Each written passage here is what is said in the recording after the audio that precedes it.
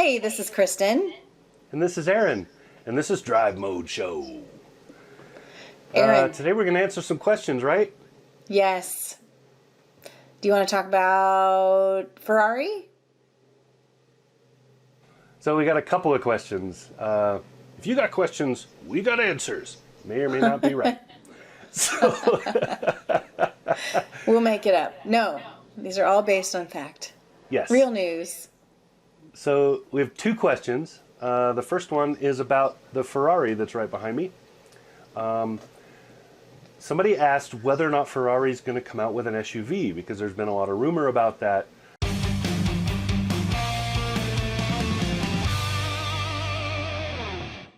There has been some solid yes about it, so we just wanted to talk about that, kind of clarify a little bit.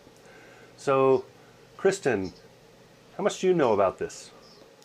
I don't know a lot about it, but I know they have big plans to release several vehicles in the next 5 years, which is very ambitious.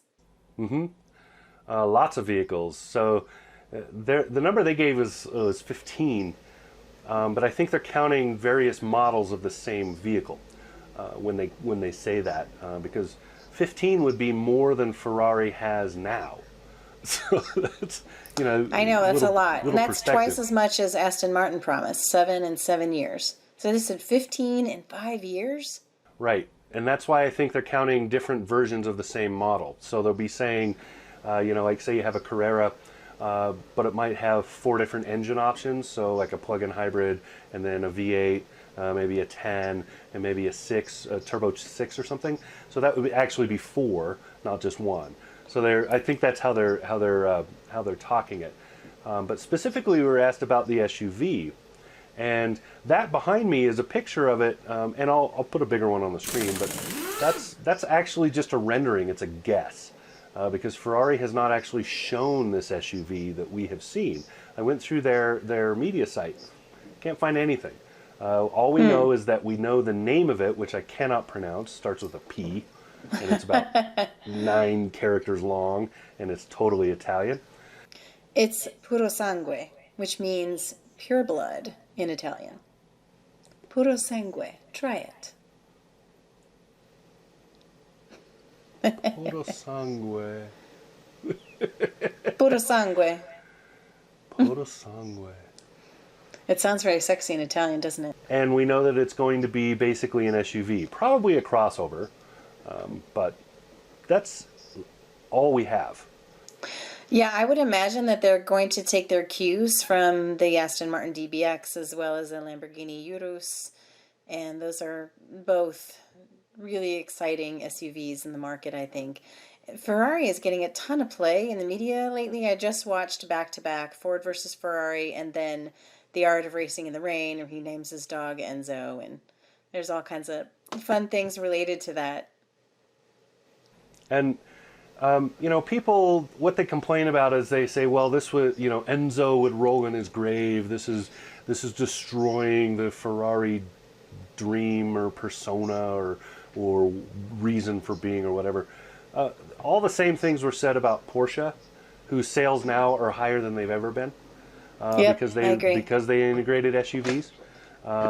Aston Martin's going to see the same thing. They're going to suddenly become probably financially viable for one of the few times in their existence. Going to have Lamborghini. I don't see anybody really complaining about that. It's working. So That's I a don't see great anything car different to here. drive.